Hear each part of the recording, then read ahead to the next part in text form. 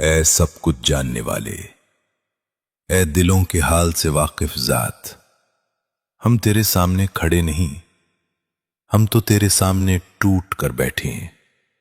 ہمارے پاس دکھانے کو کچھ نہیں، نہ اعمال پر ناز ہے، نہ عبادت پر گھمنڈ، نہ نیکیوں کا کوئی سہارا۔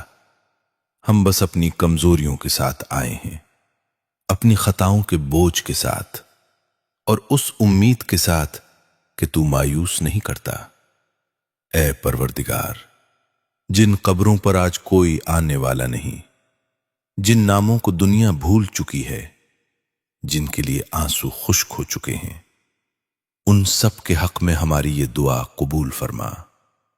ان کی تنہائی کو سکون میں بدل دے، ان کے اندھیروں کو روشنی میں بدل دے، ان کی قبروں کو نرمی عطا فرما۔ اے مالک، اگر ان میں کوئی ایسا ہے جس کے اعمال کمزور تھے، جس سے لغزشیں ہوئیں، جس کی زندگی تجھ سے دور گزری، تو اپنی رحمت سے اس کی کمی پوری فرما۔ اے رب کریم، ہمیں بھی ان لوگوں میں شامل نہ کرنا جنہیں مرنے کے بعد کوئی یاد نہ کرے۔ ہمیں وہ دل عطا فرما جو زندوں کے لیے بھی نرم ہو اور مردوں کے لیے بھی دعا گو ہو۔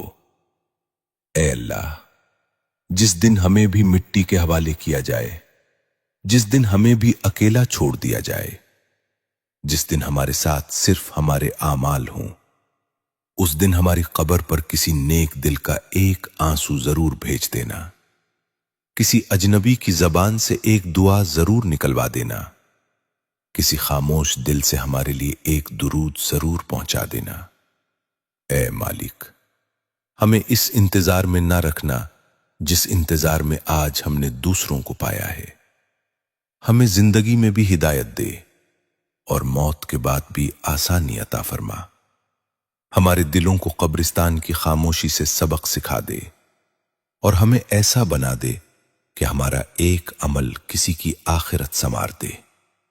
اے پروردگار، یہ دنیا چند سانسوں کا دھوکہ ہے، اصل ٹھکانہ تو وہ مٹی ہے جس کے نیچے سب کو جانا ہے۔ ہمیں اس دن کے لیے تیار کر دے جب کوئی ساتھ نہ ہوگا سوائے تیری رحمت کے۔ اے رب کریم، ہماری یہ دعا قبول فرما، ہماری ٹوٹی ہوئی آواز سن لے اور ہمیں اپنی رحمت سے محروم نہ کرنا۔ آمین۔ کبھی تم نے غور کیا ہے کہ قبرستان کی خاموشی کیوں دل پر ایسے اترتی ہے جیسے کوئی اندیکھا بوجھ سینے پر رکھ دیا گیا ہو؟ وہ جگہ جہاں آوازیں دب جاتی ہیں، خواہشیں مٹی میں سو جاتی ہیں، اور انسان اپنی حقیقت کو پہلی بار پوری طرح پہچانتا ہے، وہی حقیقت جس سے ہم زندگی بھر بھاگتے رہتے ہیں۔ جب انسان قبرستان میں قدم رکھتا ہے تو زمین صرف زمین نہیں رہتی، وہ زبان بن جاتی ہے اور خاموش قبریں بولنے لگتی ہیں۔ ہر قبر ایک کہانی ہے، ہر مٹی کا ڈھیر ایک چیخ ہے جو سنائی نہیں دیتی مگر دل کو چیر دیتی ہے۔ یہ وہ مقام ہے جہاں غرور دفن ہو جاتا ہے، حیثیت مٹ جاتی ہے اور انسان صرف ایک محتاج بندہ بن کر رہ جاتا ہے۔ یہی وہ لمحہ ہے جہاں دل خود سے سوال کرتا ہے کہ اگر آج مجھے یہاں لٹا دیا جائے تو میرے پاس کیا ہے؟ بزرگوں نے فرمایا کہ قبرستان جانا دل کو زندہ کرتا ہے، کیونکہ وہاں انسان کو اپنی موت دکھائی دیتی ہے، اور جو اپنی موت کو دیکھ لے اس کی زندگی سنرنے لگتی ہے۔ اولیاء کرام کی تعلیمات میں یہ بات بار بار ملتی ہے کہ قبروں کے درمیان کھڑے ہو کر دل کو نرم کرو، کیونکہ سخت دل ہی سب سے بڑی بدقسمتی ہے۔ ایسے ہی ایک عظیم روحانی رہنما شیخ عبد القادر جیلانی فرماتے ہیں کہ جو شخص اپنی آخرت کو بھول جائے دنیا اسے کھا جاتی ہے۔ قبرستان میں کھڑے ہو کر اگر انسان دل سے درود پڑھے تو یہ صرف الفاظ نہیں رہتے، یہ ایک نور بن جاتا ہے، وہ نور جو قبروں کی تاریکی میں اترتا ہے، وہ نور जो सिसकती हुई रूहों के लिए ठंडक बन जाता है।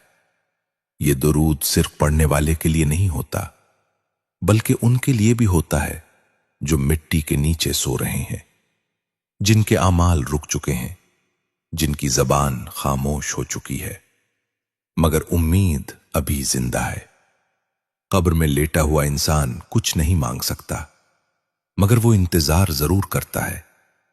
वो इंतजार कि कोई जिंदा दिल वाला उसके लिए रोशनी भेज दे, कोई आंसू उसकी कब्र पर गिरा दे, कोई दुरूद उसके नाम कर दे।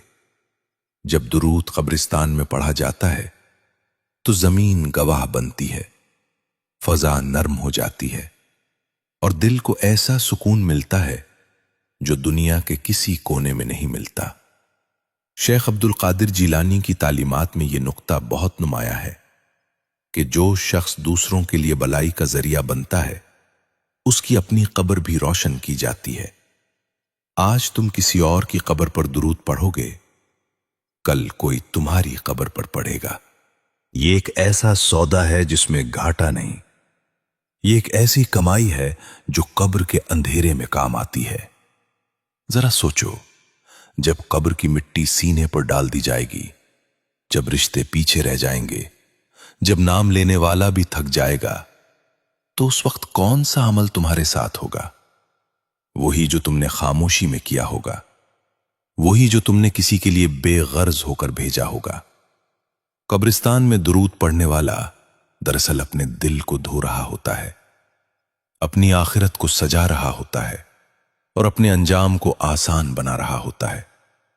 यह अमल दिखावे का नहीं, यह अमल चीख चीख कर बताने का नहीं, यह अमल खामोशी में होता है, बिल्कुल वैसे ही जैसे कब्र की जिंदगी खामोश होती है। जो शख्स कब्रिस्तान में दुरूद पढ़कर रोता है, उसके आंसू जमीन पर नहीं गिरते, वो सीधे रहमत के दरवाजे पर दस्तक देते हैं। यही वो राज है जो औलियाए किराम ने सिखाया। यही वो रास्ता है जो दिल को जगाता है। यही वो अमल है जो इंसान को इंसान बनाता है। और एक दिन ऐसा आएगा जब तुम भी किसी कब्र के अंदर होगे, तुम भी इसी खामोशी का हिस्सा होगे, तुम भी किसी अजनबी के दुरूद के मोहताज होगे। उस दिन अगर तुम्हारे आमाल बोल न सके तो किसी का पढ़ा हुआ दुरूद तुम्हारी आवाज बनेगा। इसीलिए जिंदगी में एक आदत बना लो, कब्रों को न भूलो, मरने वालों को न भूलो और अपने अंजाम को न भूलो। यही याद इंसान को झुकाती है, यही झुकाव इंसान को बुलंद करता है। जब इंसान कब्रिस्तान से वापस लौटता है तो दरअसल वो वही इंसान नहीं रहता जो आया था। अगर दिल जिंदा हो तो वहां से लौटकर आंखों में नरमी, लहजे में ठहराव और सोच में खौफ पैदा हो जाता है। और यही खौफ असल नेमत है, क्योंकि यह इंसान को गुनाह से रोकता है। शेख अब्दुल कादिर जीलानी फरमाते हैं कि जो शख्स मौत को याद रखता है, वो दुनिया में हद से नहीं गुजरता, उसका हाथ जुल्म की तरफ नहीं बढ़ता, उसकी जबान किसी का दिल नहीं तोड़ती, उसका दिल किसी को हकीर नहीं समझता। कब्रिस्तान में दुरूद पढ़ने वाला इंसान दरअसल अपने नफ्स को तोड़ रहा होता है।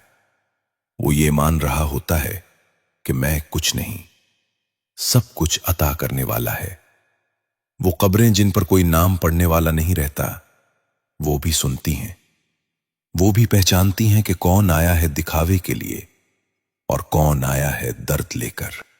जब कोई बंदा खामोशी से कब्र के पास बैठकर दुरूद पढ़ता है तो जमीन के नीचे सोई हुई रूह को खबर हो जाती है। उसे यूं लगता है जैसे किसी ने अंधेरे में दिया जला दिया हो। ये वो लम्हा होता है जब कब्र की तन्हाई कम हो जाती है। ये वो लम्हा होता है जब मिट्टी के नीचे दिल को पहली बार सुकून मिलता है। दुनिया के जिंदा लोग अक्सर मुर्दों को भूल जाते हैं, मगर मुर्दे जिंदों को नहीं भूलते।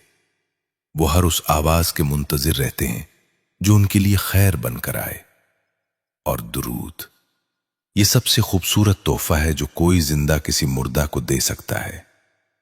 शेख अब्दुल कादिर जीलानी की तालीम यह है कि जिसने अपने दिल को दूसरों के लिए जिंदा रखा, उसकी कब्र तंग नहीं की जाती, और जिसने दुनिया में सिर्फ अपने लिए जिया, اس کی قبر بھی اس پر بوجھ بن جاتی ہے۔